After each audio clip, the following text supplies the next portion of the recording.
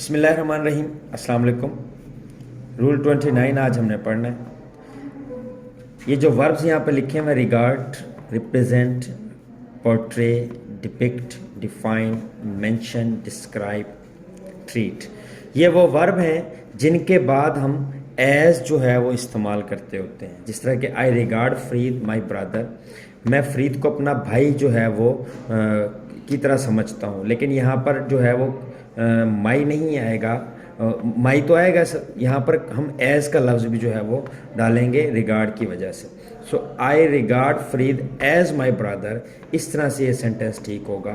यानी जब भी हमारे पास ये वर्ब आ जाएंगे तो इन वर्ब में सब्जेक्ट और ऑब्जेक्ट के दरमियान रिलेशन को शो करने के लिए हम एज का वर्ड लगाएंगे। देखें इसी तरह देखें, we define democracy a good form of government, हम जमहूरियत को हुकूमत की एक अच्छी शक्ल के तौर पर जो है वो लेते हैं, एक्सप्लेन करते हैं, उसको डिफ़ाइन करते हैं। लेकिन चूँकि डिफ़ाइन का वर्ड आ गया, अब हमें जो है अपनी थॉट और जो इसकी जो एडजेक्टिव है उसके दरमियान रिलेशन शो करने के लिए एज का वर्ड यहाँ पर देना पड़ेगा। We define democracy as good form of government.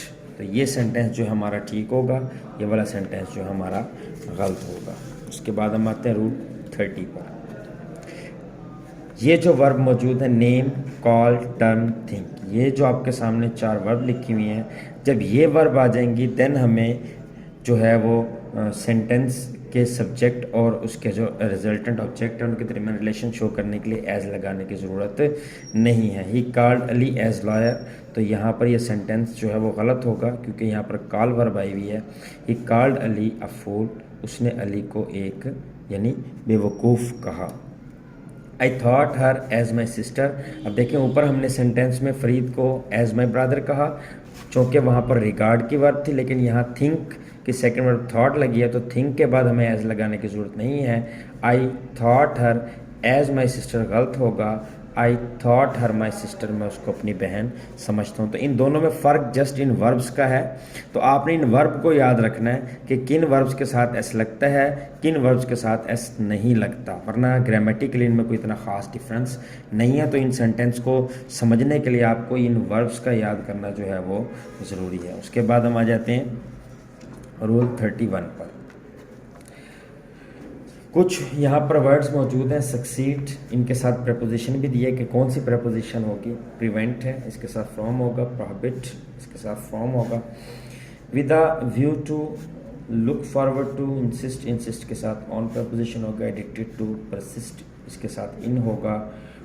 Phone of, phone के साथ ऑफ प्रपोजिशन होगा। तो ये जो वर्ब्स, जो वर्ड मैंने यहाँ पर लिखे हुए हैं, ये जब आएंगे तो याद रखें इनके बाद हम कभी भी इन्फिनिट इस्तेमाल नहीं करेंगे बल्कि प्रेजेंट पार्टिसिपल वर्ब इस्तेमाल होगा। यानी इन वर्ब के बाद हम टू के साथ फर्स्ट वर्ब इस्तेमाल नहीं करेंगे बल्कि यहाँ पर आईएनजी वाला वर्ब इस्तेमाल करेंगे। जैसे कि he succeeded to pass the examination, वो कामयाब हुआ इम्तिहान को पास करने में। तो यहाँ पर टू पास लगे लेकिन सक्सीडेड की वजह से सेंटेंस गलत होगा। सक्सीड के बाद इन पासिंग आ जाएगा। सक्सीड के साथ इन वर्ब आएगा, प्रपोजिशन आएगा। देन जो हमारे पास वर्ब है ये हम प्रेजेंट पार्टिसिपल में चेंज कर देंगे। He succeeded in passing the examination, तो ये वाला जो सेंटेंस है वो हमारा ठीक होगा। ही एडिक्टेड टू स्मोक, वो सिगरेट नोशी का आदी हो गया। तो एडिक्टेड जो देखें ये भी यहाँ पर मौजूद है वर्ड और इसके साथ टू प्रपोजिशन आएगा। तो ही एडिक्टेड टू स्मोकिंग, ये वाला सेंटेंस ठीक होगा और ये जो है वो गलत होगा। एडिक्टेड की वजह से स्मोक जो है वो स्मोकिंग से चेंज हो जाएगा। नेक्स्ट हम आते हैं रूल नंबर 32। नो, ये वर्ब है हमारे पास। के बाद to first form of verb की बजाय हम हाउ टू का वर्ड इस्तेमाल करते हैं। यानी जब हम नो के बाद कोई भी प्रेजेंट कोई भी इन्फिनिटिव वर्ब देते हैं उस इन्फिनिटिव वर्ब को जो हम हाउ टू के साथ जो है वो चेंज कर देते हैं। जैसे he knows to read a book, वो किताब पढ़ना जानता है। तो कॉमन एरर में तो ये सेंटेंस ठीक है बट करेक्शन में ये गलत हो जाएगा। He knows how to read a book, ये सेंटेंस जो है हमारा ठीक होगा। यानी ये जो नोज का ये नो अगर वर्ब आएगी देन हम जो है वो टू रीड की बजाय हाउ टू रीड जो है वो कर देंगे। या और कोई वर्ब जो फर्स्ट वर्ब होगी टू के साथ उससे पहले हम हाउ का एडिशन कर देंगे।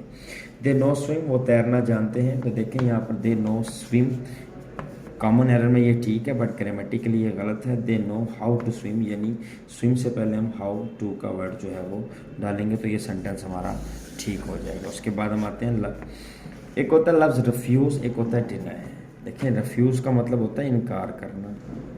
मैं इसको सिंपल आपसे जो है वो मैं इसको डिस्कस कर रहा हूँ। डिनाई का मतलब होता है मुकर जाना। अब आप खुद ही समझ जाएं कि आप कोई भी काम करने से पहले इनकार कर देंगे तो वो रिफ्यूज़ होगा, और कोई काम करने के बाद इस बात से मुकर जाएंगे कि ये काम मैंने किया तो वो डिनाई होगा। जैसा कि कोई आपसे कहता है कि आपने चाय पीनी है, आप कहते हैं नहीं मैंने चाय नहीं पीनी, यानी आपने भी चाय पी नहीं बल्कि उसकी जो ऑफ़र उससे पहले इनकार कर दिया तो वो रिफ्यूज़ होगा। कोई चाय का कप जो है वो रख कर चला गया है और पीछे से आपने जो है वो उसको बताए बगैर चाय पी ली है, और बाद में उसने पूछा कि ये चाय किसने पी, तो आपने कहा नहीं मैंने तो नहीं पी। आप मुकर गए पीने के बावजूद, यानी काम करने के बावजूद आपने इनकार कर दिया कि मैंने ये काम नहीं किया, तो वो डिनाई होगा। He denied to help me, उसने मेरी मदद से इनकार कर दिया। नहीं, he refuse to help me, उसने मेरी मदद से इनकार किया। यहाँ पर उसने मदद करने से पहले इनकार किया तो यहाँ पर डिनाई नहीं आएगा, यहाँ पर रिफ्यूज़ आएगा। He refuse to help me, he refused that he had broken the chair, उसने इनकार किया कि उसने कुर्सी तोड़ी, लेकिन यहाँ पर आएगा he denied that he had broken the chair. He denied having told lie, वो इस बात से मुकर गया है कि उसने झूठ बोला। वो इस बात से मुकर गया है कि उसने झूठ बोला, तो ये सेंटेंस क्या है, ठीक है। She refuse to take tea, उसने चाय को पीने से क्या कर दिया, इनकार कर दिया। तो डियर स्टूडेंट्स, ये हमारे 3 रूल थे। यहाँ तक आप इसको करेंगे, इसकी एग्जांपल्स घर में बनाएंगे, और नेक्स्ट जो रूटीन के मुताबिक 10 करेक्ट सेंटेंसेस है वो आप नोट से याद करते जाएंगे। जैसे ही हम फिज़िकल क्लास में आएंगे तो हम तादाद के मुताबिक उनको जो है वो आपसे सुनेंगे। बहुत शुक्रिया, अल्लाह हाफ़िज़।